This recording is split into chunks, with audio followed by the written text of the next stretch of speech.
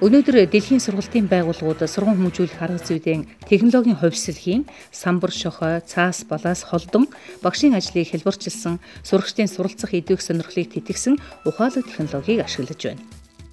Mytech компанийн мэдээллийн технологийн мэргэжилтнүүд 2008 оноос дэлхийн боловсролын системд хэрэглэж байгаа энэхүү шилдэг технологиг эх орондоо нэвтрүүлэх зорилгоор програм хангамжийг их хилнээ хөрвүүлэн Монгол улсын боловсролын стандартын дагуу агуулгын баяжуулалт, програм хөгжүүлэлтийг хийж сургалтын үйл ажиллагаанд нэвтрүүлэхэд бэлэн болгоод байна. Энэхүү самбар мэдрэмтгий дэлгэцийн зарчмаар ажилладаг бөгөөд хуруугаараа бүхий л зүйлийг удирдах, бичиж болно.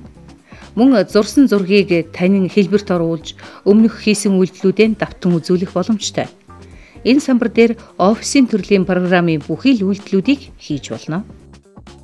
Багшийн хийсэн зүйлс бол тухайн самбар дээр тэмдэглэгдээд бичигдээд дуустдаг гэсэн бол одоо энэ бүх зүйл маань бол цаана нь файл болж хадгалагдаж үлдээд олон дахин хийдэг үйлдэлүүдийг хийх шаардлагагүй болох жишээ нь. Бичсэн зүйлээ багш бол давтан үзүүлээд дараагийнхаа ингээд энэ хийсэн бүх зүйлсээ харуулхад бол энэ боломжтой болж байгаа.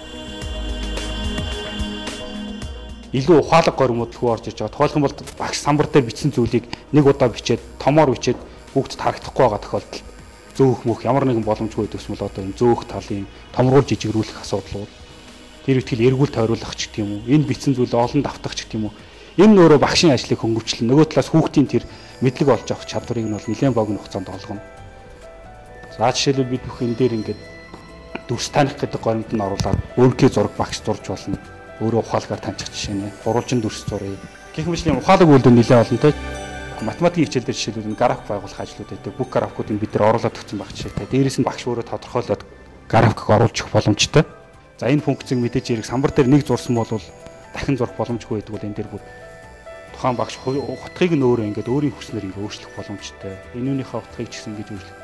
Ер нь энэ дээр багш тухайн багш нь өөрөө юу бодож чинь тэр бүгд маань орж ирэх боломжтойгоор нэгэн шийдлүүд нь хийгдсэн байгаа. Сургалтын байгууллагууд сургалтын багаж хэрэгслийг физик хэлбэрээс гадна бодит бус хэлбэрээр түлхүү ашиглаж байгаа дэлхийн нийтийн хандлагыг энэ технологи өөртөө багтаасан юм. Түүн дээр манай мэдээллийн технологийн мэргэжилтнүүд шинээр олон зүйлийг нэмж нөөцийн сангийн баяжуулалт хийснээр сургалтын үйл ажиллагаа багшийн ажлыг хөнгөвчилж байгаа юм. Сургуулийн болгонд бол нэг хичээлийн хэрэгслүүдийг бол худалдан аавна гэдэг бол эдийн засгийн хувьд бол мэдээж хэрэг нэлээд юм шаарддаг. Тэгвэл энэ нь бид нар энэ дээр ингээд симулятор буюу загвар байдлаар оруулж гиснээр байна. Давуу талтай. Жишээлбэл колбстой шилтэй ус хэвтгэхэд яах вэ? Энэ колбстой усаа тэгвэл томруулж жижигрүүлвэл яах вэ? Энэ бүхэн маань бол ухаалгаар хийгдэж байгаа болохоор тухайн хичээлийн хэрэгслүүдийг энэ дээр ухаалгаар оруулсан байхад худалдан авах шаардлагагүй. За жишээлбэл бид нэр энэ дээр график байгуулъя. За ийм графикийг бол бид нэр байгуулад энэ график дээр бол ажиллахад энэ бол өөр ухаалгаар бол ажиллаж байна. Жишээлбэл одоо юу гэдгийг A-ийн утга 2000-аас нь буурахад анзаарч байгаа та бүх энэ утгууд нь бол өөрөө дагаад хөтлөж байгаа жишээ. Ийм ухаалаг ер нь үйлдэлүүд дээрээс нь хэрэгтэй. Дээрээс нь бол багшийн тэр хичээлийн хэрэгслүүдийг энэ дээр бол бид нар ухаалгаар оруулж чадсан байгаа. Тухайлх юм бол энэ багш болгонд хэрэгэлдэг жишээлбэл шугам. За 8 см 8 мм-ээр байна. Илүү шунгах хэрэгтэй бол 19 мм болгох жишээ нь эргүүл тойруулах хэрэгтэйгээр бол тойруулаад гарах хэмжээний бичсэн зүйлсийг ухаалгаар үг таних горимууд энэ дээр байх жишээ нэ. За ганцхан үг үсэг таних биш тоо таних, дагалдах тэмдэгт хэрэгслүүдийг таних, функцүүдийг энэ бүх төрлийн хичээл дээр хэрэглэж болно. Жишээлбэл тамирын хичээл заах боллоо. Энэ дээр багш фокусж ажиллая. За энэ довтлогч яах хэвээр. Энээс дэшээ гүгээд энэ бөмбөгийг авч яваад тэр хаалганд бол оруулах хэвээр. За энэ бүгдийг яах вэ? Харагдах хүрээг нь хүртэл өөрчлөх. Багш бол хичээлийг сонирхолтой явуулах боломж, хүүхдийн анхаарлыг татах нь багжууд бол нэлээдгүй хийгдсэн байгаа. Энэ тамирчин гүгээд бөмбөгийг аваад хахад энэ довтлогч яах вэ? Наанаас нь хамгаалж гарч ирнэ. Энийн хамгаалтан дээр бол одоо зөв юм, энэний хамгаалт нь буруу. За тэрнээс гадна тухайн хичээлийн онцлог тохирсон дэвсгэрүүдийг бид нар бас нэлээд оруулж гисэн байгаа. За түгээмэл загварууд буюу за одоо энэ элементар шугамын дэвтэр оруулаад ирье. За одоо энэ дээр жишээлбэл за харандаа сонгоё. Харандааныхаа өнгө бутгаас асуулаад ямар юмар зурх уу дүрс таних горимд нь оруулж байгаа. За жишээлбэл энэ дээр хэлдэг нэг А усгийн хөнгөөр бод. Багш бол жишээлбэл А усгийг яаж бичсэн бэ гэдгийг харуулхад бол сурагчтай. Ингээд бичлэг маань цаанаа файл болоод орчиж байгаа. Энэ бичлэгээ тухайн хичээл сууж амжаагүй хүүхдээ бол интернет туулаад ч юм уу CD-н дээр хөвлөөд ч юм уу өгөх боломжтой. Ингэснээр бол тухайн хичээлийн хоцрогдлыг бол бүрэн арилгах боломж үүдэж байгаа. Биологийн хичээл дээр хэрэглэгддэг энэ EDC хэрэгслүүд нөгөө нэг сурах хүчин дээр байдаг нөгөө нэг зургийн хэлбэрүүдийг энэ дээр бол багшид хичээлийн хэрэгслийг бэлтгэхэд амар байдлаар хийгээд өгсөн байгаа. Энэ жишээлбэл мэлхий гэж юм тийм. Энэ мэлхийг одоо зураг хэлбэрээр оруулж ирлээ. За багш энэ дээр зуръя. За энэ бол дэлхийн урд сарван, энэ бол хойд сарван. За энэ хэсэг нь ийм юм. Ингээд бол багшд бол хичээл заахад ихээхэн хялбар болсон. Дээрэс нь бол багш бол одоо үүдээ хичээлийг заахад ихэнх цагийг нэг самбраа арчиж бичиж барих энэ төрлийн олон дахин давтагддаг үйлдэлүүдийг нь бол энэ шийдэж өгснөөр бас багшийн бүтээмжид бол шууд утгаараа бол нэлээд сайн нөлөөлж байгаа. За жишээлбэл одоо бид нар багш нарт бол ихэнх нь дүрс зурх хэрэг гардаг. За 3D дүрсүүд жишээлбэл оръё. За зөв пирамид гэж зурхад ингээл зурчих жишээ нь. За энийг бол одоо жишээлбэл юу гэдэг нь зөөж мөө ховлох наасаа цаашаа болох энэ бол ямар нэг асуудал. Тэр үсгийг хэсэгчлээ энэ зүйлийг за шараар энэсгийг бодъё. За дээдлийнх нь энэ хажууг нь өхөөр бодъё.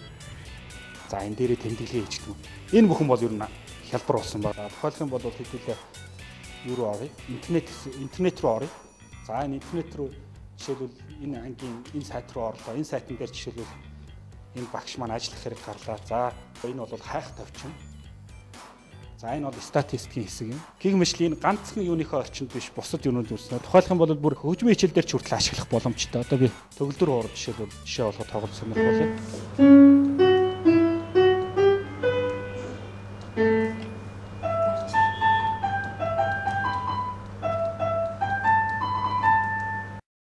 Дэлхийн шилдэг технологиг боловсролын салбарт нэвтрүүлснээр сурагч багш нарын бүтээлч ур чадварыг бодитоор нэмэгдүүлэхэд нөлөөлөө зогсохгүй. Монголын боловсролыг дэлхийн хэмжээнд гаргах боломж олгож байна. Манай ерөнхий боловсролын сургуулиуд ч цахим сургууль болох зорилтыг өмнө нь тавин ажиллаж, зорилтоо биелүүлэн тодорхой үр дүнд хүрсээр байгаамаа. Тэдний нэг бол нийслэлийн Баянгол дүүргийн 47 дугаар сургууль. Энэ сургуулийн хамт олон MyTech компанийн туслалцаа багшлах боловсон хүчнийхээ хамтын ажиллагааны үр дүнд бага зардлаар богино хугацаанд цахим сургууль болж чаджээ. Ер нь цахим болсноороо цаашдаа хэрэглэгдэх зүйлүүд бол нэмэгдэж байсан. Дараагаар нь бид нэр анги болгонд компьютер тавиад сүлжээнд холбоод анги болгонд камержуулаад тийм ээ. Ангийн камерыг сургалтын менежер хянах, коридор, заал, олон нийтийн талбайг үүднээс одоо жижүүр хянжаах тийм ээ.